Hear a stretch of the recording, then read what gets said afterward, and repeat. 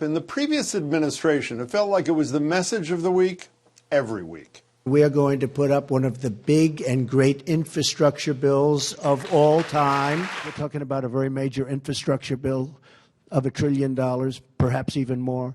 We're going to be doing a lot with infrastructure. You'll be seeing that over the coming weeks. Of course, none of that ever materialized. And as the New York Times correspondent put it in 2019, Infrastructure Week was less a date on the calendar than it is a Groundhog Day-style fever dream doomed to be repeated. But this week, his successor is hoping to break the cycle, announcing the first phase of an infrastructure initiative today from a carpenter's training facility in Pittsburgh. Even before the crisis we're now facing, those at the very top in America were doing very well, but everyone else was falling behind. The pandemic only made the division so much worse and more obvious. Just goes to show you how distorted and unfair our economy has become. It wasn't always this way. I'm proposing a plan for the nation that rewards work, not just rewards wealth.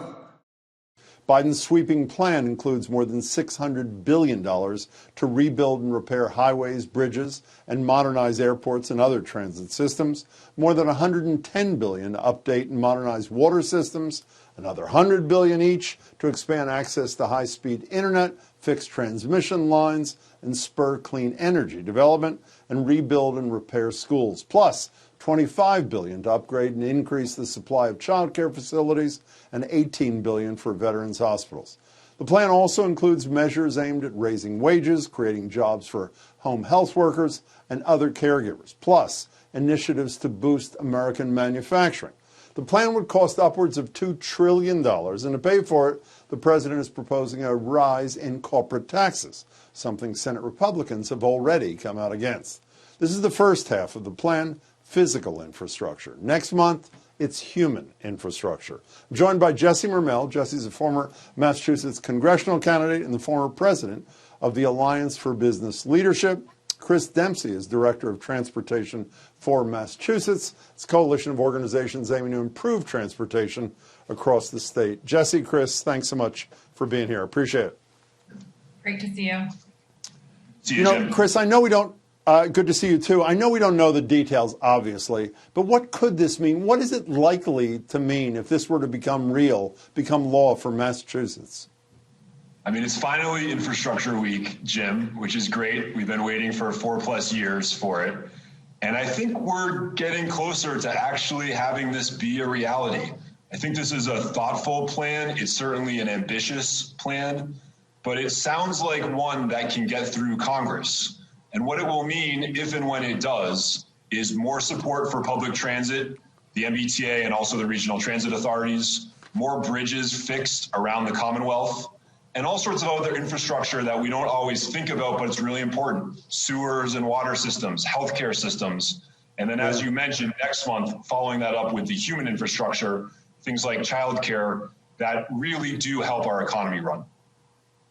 You know, Jesse, you ran a business group for a bit. This is the kind of stuff business people love, regardless of their political stripe, is it not?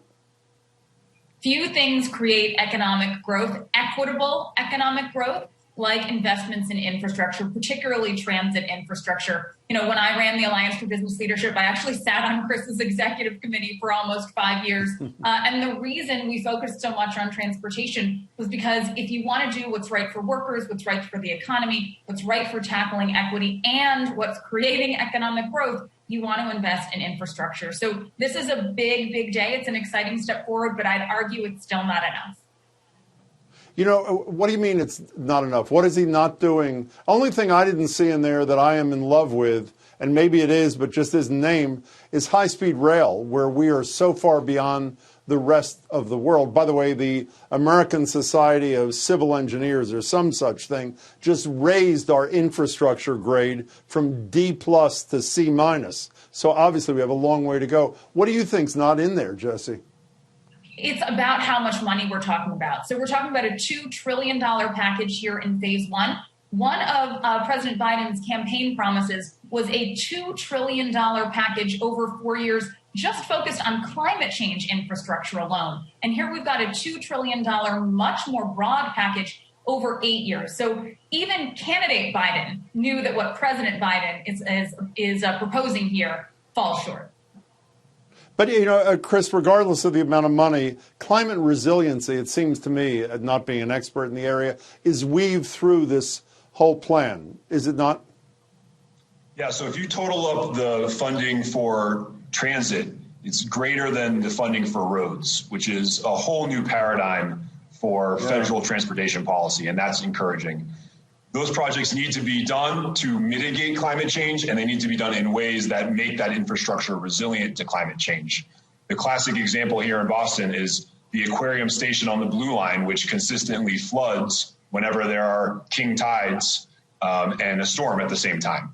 And so the impacts of climate change are impacting our transportation system already, and we need to make sure that we're making the investments that stop that from happening, because we're going to continue to see higher sea levels and more severe weather events. But I do think that the Biden administration has attempted to invest in ways that will help us reduce climate emissions. I want to see more detail there, because some of the stuff around road expansion is a little bit worrisome, but certainly the raw number for investment in transit is a positive sign. Jesse, since everybody knows you're a noted historian, can you explain to me, we are 42nd, according to U.S. News and World Report, in infrastructure in one of the wealthiest states in the country. How did this happen? You worked for Deval Patrick. Obviously, you know a lot about state government. How did we fall to the bottom fifth of America in terms of infrastructure? We've kicked the can down the road for decades. I worked for Governor Patrick when we proposed a massive tax package in 2013, much of which would have gone to invest in transportation. We ended up getting a smaller package through the legislature. But here in Massachusetts, we have delayed investments for years. And quite frankly, it's part of why I'm concerned this package is too small. I agree with what Chris said. I'm so encouraged to see more money going to transit. I'm so encouraged by at least the initial description of intersectionality around all of these issues and our climate crisis. But we're talking about $85 billion specifically for transit. Sounds like a huge number, but for a sense of scale, to get to a state of good repair just for the MBTA, a number that's a few years old, is $10 billion.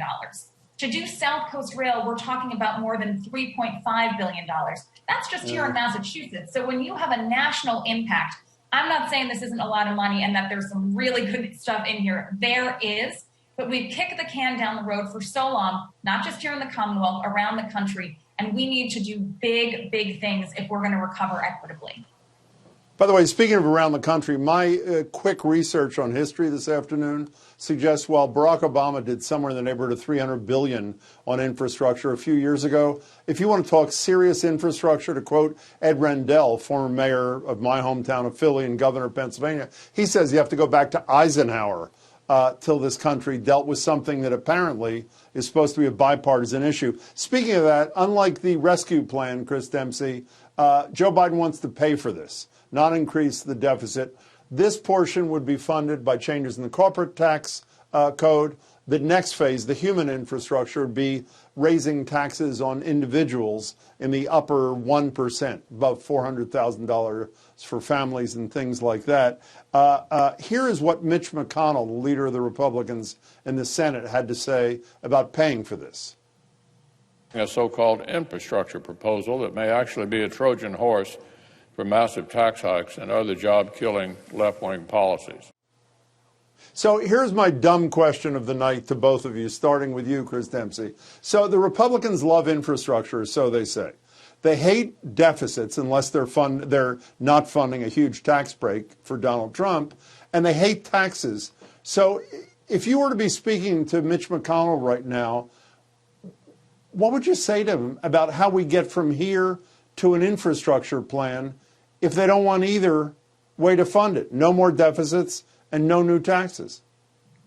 Yeah, I think I would approach Mitch McConnell sort of assuming he doesn't really want to make a deal here. And I think that's more for political reasons than it is about whether he wants to help people in Kentucky or anywhere else. This tax increase is about half back towards where corporate taxes were when they were cut by President Trump. So they're still going to be significantly lower than they were before Trump. I think there is a case to make that this infrastructure should be funded not just with corporate taxes, but also by the users of the system, the millions, hundreds of millions of Americans that drive on our roads every day, people that use transit should be contributing too. But that's not the case I'm hearing from Mitch McConnell. I'm not hearing him say, we don't want corporate taxes, we want a gas tax and tolls instead. So for Mitch McConnell, it's really just hypocrisy.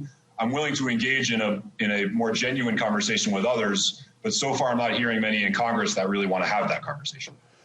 You know, I only have a minute left, Jesse, but speaking of the Republicans, I don't understand what they run on in 2 years from now. Joe Biden just sent $1,400 checks to 80% of the population, not one vote from Republicans. He's now probably going to have to pass an infrastructure package, if he can, without one Republican vote. And by 2022, people are going to see ground broken on projects in every single community in this country. I don't mean this facetiously. What do the Republicans say when a reporter asks them, you didn't vote for the infrastructure, you didn't vote for the $1,400, why should people vote for you? What is the answer? Well, you will be shocked to learn, Jim, that I am not the Republican whisperer. They're not coming to me for messaging help. You know, what we're seeing is that they're taking credit for the rescue plan. You're seeing them on social media all across the country saying, great news, X amount of money is coming to our district, even though they didn't vote for it, to your point. And unfortunately, we're seeing them scare people. You know, we're seeing congressional ads for a special election in Texas rooted in horrible lies about transgender boys and girls. And I say that on Transgender Awareness Day, right? They are scaring people, and it is what Republicans have been doing for years, preying on people's worst fears, doing it rooted in lies. They are not delivering for the American people, and I fear that's the only leg they're going to stand on in 2 years. You're right. You will not be a Republican whisperer anytime soon. Jesse Mermell, Chris Dempsey, thank you both. Just out of the way from me. Thank you both for your time. I appreciate it. Thanks, Jim. Thanks.